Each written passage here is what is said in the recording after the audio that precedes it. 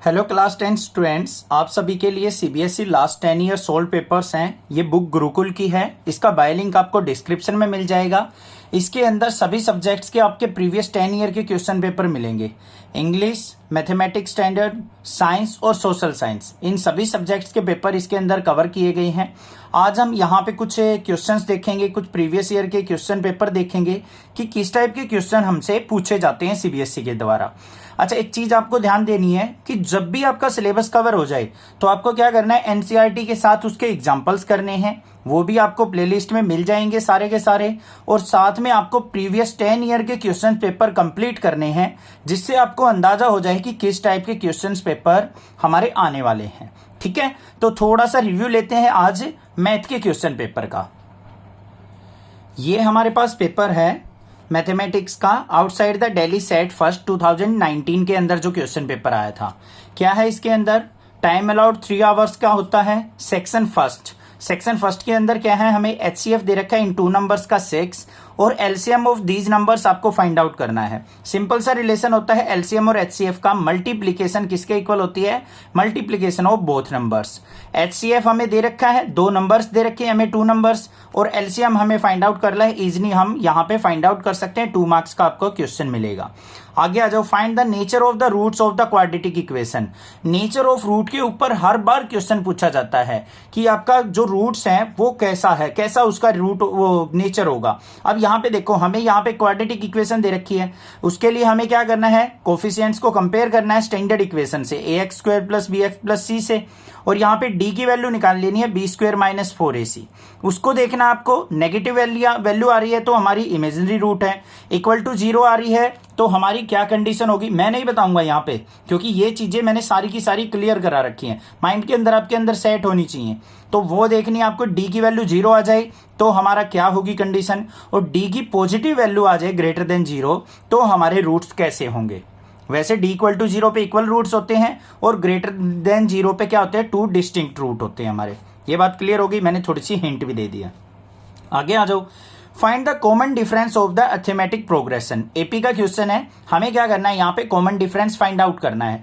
ये हमारी first term होगी, ये सेकंड टर्म, ये थर्ड टर्म। उसने ऑलरेडी मेंशन कर दिया कि ये एपी है, तो हमें कॉमन डिफरेंस के लिए second term minus first term ही करके देखना है, बाकी हमें और कुछ करने की जरूरत नहीं है। इस टर्म में से इसको सब्ट्रैक्ट कर दो, कॉमन डिफरेंस देख लो कितना आ गया, -1/3 आ गया। क्लियर।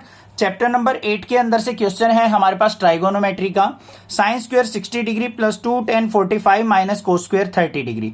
जिसको ट्राइगोनोमेट्रिक टेबल अच्छे से कंप्लीट आती है वो इजिली यहाँ पे फाइंड आउट कर सकता है किसी भी ट्राइगोनोमेट्रिक फंक्शंस की वैल्यू।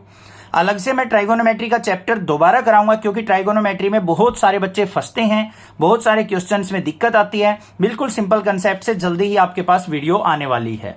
तो ये हमारा ट्राइगोनोमेट्री का क्वेश्चन हो गया। आगे आ जाओ, चैप्टर नंबर 7 से क्वेश्चन आ गया है, right the coordinate of A point P on x axis.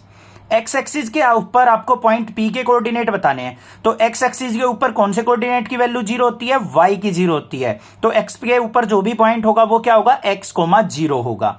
Which is equi distance from this point and this point.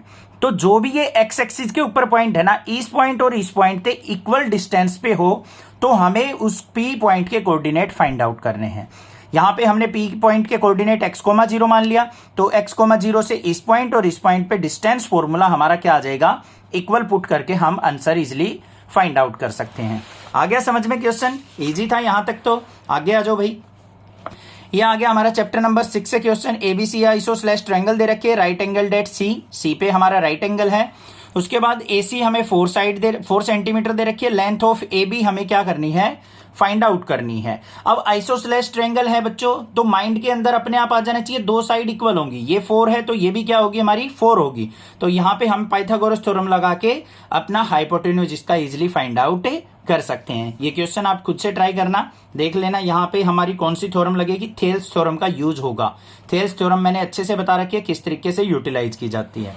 आगे आ जाओ, find the smallest number which is divisible by both this and this.